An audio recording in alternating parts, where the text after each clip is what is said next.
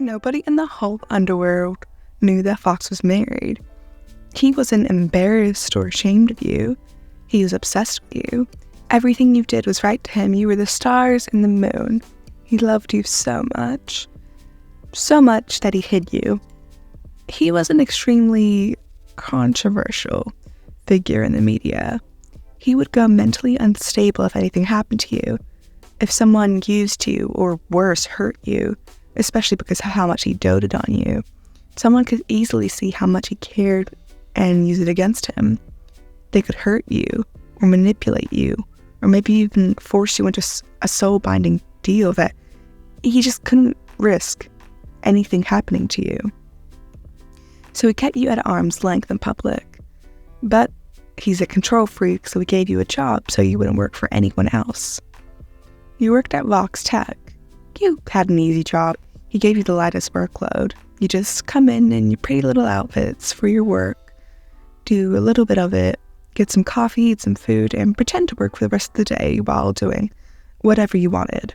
Like scrolling on Tumblr, drawing, binge watching your new favorite show, or whatever else you found interesting. And the second you were home, he would unload all the love he'd been holding back all day. It was a good thing you two had, and no one suspected anything was going on. Until one day, you walk into the office as usual, your heels clicking against the expensive flooring as you sit in your corner desk. You go to sit down when, ow! You squeal, standing back up immediately. You hear giggles. Looking up, you see Rebecca, giggling at you. You look down at your seat, seeing 2 thumbtacks. You scowl. You hated Rebecca. She was just a bitch. She would delete all your work, insult you, talk behind your back to other coworkers. She was just so awful. But you put up with it. Because as much as you hated her, you knew that if you told Vox, let's just say she'd get a lot more than a talking to. You bit your lip, cleaning your chair before sitting back down and getting started in your work. You sat in your chair, glaring at Rebecca silently. Rebecca, who was giggling at you, enjoying the little accident. She was like a hyena, relishing in the misfortune of others. It was maddening. But you knew you had no choice but to withstand the torment, because if you dared to tell Vox, the consequences would be far more worse than a simple prank. Oh my, Rebecca chimed, feigning concern. Are you okay, sweetie? Her voice dripped with a false sweetness, a mockery hiding her true nature. She leaned against your desk, her eyes glittering with mischief. You know, you should really be more careful where you sit, she teased, a mischievous smile tugging at the corner of her lips. You clenched your fist under your desk, fighting the urge to lash out. You hated how she reveled in her cruelty, how she seemed to take pleasure in your discomfort. Thanks for the advice, Rebecca, he replied through gritted teeth. I'll be sure to watch out for your little surprises next time. After what felt like an eternity of fake typing and pretending to work, you finally take an opportunity to step away from your desk to get some much-needed coffee from the break room. Quietly slipping away from your corner desk, you make your way to the break room, eager to escape the tense atmosphere of the office. The break room was blissfully quiet, a stark contrast to the clamor and buzz of the outside office. You pour yourself a steaming cup of coffee, the rich aroma filling your senses momentarily, soothing your nerves as you take your first sip. The door swings open, and a group of co-workers enter chatting and laughing amongst themselves. You recognize them as Rebecca's close friends. Your stomach sinks as they spot you. Rebecca, in all her greatness, saunters over after her friends. A smirk plasters on her face, and in her hand, she clutches a mug of freshly brewed coffee. Her eyes lock onto yours. A wicked gleam dances within them. She struts towards you, her fellow coworkers trailing behind her, their eyes filled with mockery. You grip your coffee cup tighter, bracing yourself for whatever cruel stunt she was about to pull. The steaming hot liquid splashes across your chest, causing you to cry out in pain. Your shirt was now soaked in the burning coffee, the liquid seeping through the fabric onto you. The group of coworkers behind her erupted into laughter, amused by your misfortune and Rebecca's antics. The heat of anger floods your veins, overriding any restraint or fear you held. Before you even realize what you're doing, your hand rears back and connects with her cheek in a round slap. The laughter in the break room comes to an abrupt halt, replaced by the gasp of surprise and shock. Rebecca's hand flies to her stinging cheek, her eyes wide in disbelief. You storm through the halls, ignoring the stunned glances and whispers of your colleagues. You're focused on one destination: your husband's office. Making your way past his secretary, you burst through the heavy wooden door, a mix of anger and pain propelling you forward. Your husband, Vox, is seated behind his desk, engulfed in paperwork and business calls. He looks at your sudden entrance, his expression immediately hardening as he takes in your disheveled appearance and the red mark on your chest. "What happened?" he demands, his voice low and deadly. His eyes lock on the spilled coffee staining your shirt, his gaze darkening with anger. "Rebecca," you manage to grit out, your voice laced with frustration and anger. "She spilled coffee on me on purpose.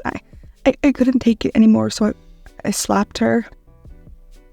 Vox's hands curled into fists, his body tensing with barely restrained fury. He rises from his seat, stalking around the desk towards you. His eyes are ablaze, a mixture of anger and concern as he takes in the sight of your burnt chest. Without a word, he reaches towards you, his hands gently lifting up the hem of your shirt and inspecting the damage. His touch was surprisingly gentle, stark contrast to the storm raging within him. "Why didn't you tell me that bitch was bothering you?" he growls, his fingers ghosting over the inflamed skin. "No one gets to hurt you and get away with it, and I'll make sure she never touches you again." You bite your lip, feeling a mixture of guilt and relief. You knew you shouldn't have let the situation escalate, but you couldn't deny the satisfaction you felt after finally retaliating against your tormentor. Vox's touch becomes soft, as if he's trying to soothe more than just the physical burn. His fingers trail across the red mark, a low murmur of concern escaping his lips. "I told you to tell me when people are bothering you," he scolds gently, his voice firm but tinged with worry. "You never listen." You wince slightly as his fingers find a particularly tender spot. "I didn't want to bother you," you protest weakly, feeling somewhat chastised, yet reassured by his protectiveness. Vox let out a soft scoff. "Bother me, You think watching this happen to you wouldn't bother me more? You're my wife, not some damn doormat everybody gets to walk all over." His expression is stern, but his touch remains gentle, a contradiction that he reflects his complex feelings. He gingerly lowers your shirt back down, his hand coming to rest possessively on your hip. "You're mine," he reminds you, his voice low with a growl, "and no one gets to lay a finger on you without facing the consequences." He pulls you closer to him, his other hand coming to cup your cheek. His touch was warm and firm. You can feel the intensity of the possessive love, a mix of admiration and protectiveness that borders on obsession. "Promise me you'll tell me next time when someone messes with you," he says, his gaze locking onto yours, as if you're willing to understand the depth of his concern. You meet his gaze, taken aback by the genuine worry that you see there. Swallowing the guilt that was rising in your throat, you nod reluctantly. I promise," you murmur, your voice barely above a whisper. Vox gives you a final lingering touch, his eyes filled with concern and determination. He then strides out of the room, his footsteps decisive and filled with purpose. Leaving you alone in the office, you can't help but feel a pang of unease. You know Vox is planning something, and it's not like it's gonna be pretty for Rebecca. The room is a silent safe, except for the hum of computers and the faint sounds of the city beyond the windows. You sit alone, the weight of your promise to tell Vox about any future incidents weighing heavily on you, and the image of the thumbtacks of your chair still vivid in your mind. As you continue with your work, your mind drifts to thoughts of Vox. You know him better than anyone, and the memory of his intense expression and possessive touch still lingers in your mind. You know him all too well, the lengths that he'll go to keep you safe, and sometimes you can't help but feel smothered by his obsession. It gnaws at you.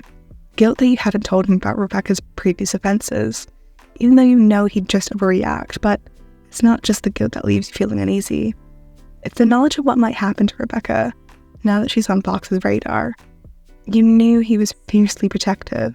You didn't doubt that he would take action to anyone who messed with you, but it was just who he was, a byproduct of his love. Something that often bordered on the line of obsession. "Still in one piece, I see," he says, his voice laced with a hand that crosses his arms, walking back into the room. His eyes are roaming all over you, checking your body language for any indication of uncomfortable. You nod, feeling the weight of his gaze.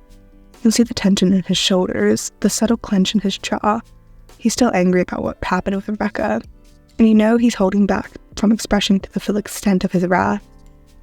He reaches forward for your chin, lifting it up gently. His touch was soft, a stark contrast to his earlier demeanor.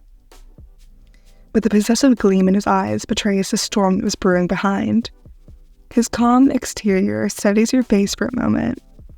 His thumb traces the line of your jaw as if he's committing your features to memory. He sees that you still haven't sustained any harm, but the tension in his demeanor remains. "I had a chat with Rebecca," he says, his voice low and a hint of danger creeping in. "She won't be, bothering you again," he says, his desk opening it to clean his bloody hands. The nonchalant tone in his voice and the chill on your spine. You know him well enough to understand the implication behind his words. Whatever happened to him and Rebecca wasn't a friendly chat. Fox notices your uneasy expression and lets out a sigh, the tension in his shoulders easing slightly. He turns back to you, his gaze softening just a fraction. He walks over to you, a hand reaching out to brush a strand of hair away from your face. "I know you promised me to tell me that if something happened, you'd tell me, but I don't blame you for not saying something about her earlier," he says, his voice cocking on the edge. "I know you didn't want me to overreact, but sweetheart, you have to understand. I can't stand the thought of anyone hurting you, not even a little bit." He moves closer, his hand coming to rest once more on your hip. His fingers gently squeeze, his gaze intense and filled with the same obsession that you'd become accustomed to. "You're mine," he reminds you, as if staking his claim, "and I'll do whatever it takes to keep you safe, even if it means going a little overboard sometimes." He pulls you closer, his other hand coming to cradle your face. His touch is possessive, yet oddly comforting. You meet his gaze, seeing the fierce love and possessiveness that swirls beneath his eyes. It's a lot to handle, but under the surface, you can sense the vulnerability that drives his behavior. He knows he's being borderline obsessive, but he can't help it. You're everything, and the thought of anyone threatening or hurting you is intolerable to him. Despite the intensity of his behavior, you know that his love for you is deep and genuine. It's a relationship filled with the moments of possessiveness and possessive, protective, and obsessive devotion to you. But in the end, the love that blinds the two of you is unbreakable. He finds solace in knowing that no matter what, Fox will always protect you and cherish you, even if his methods are a bit extreme.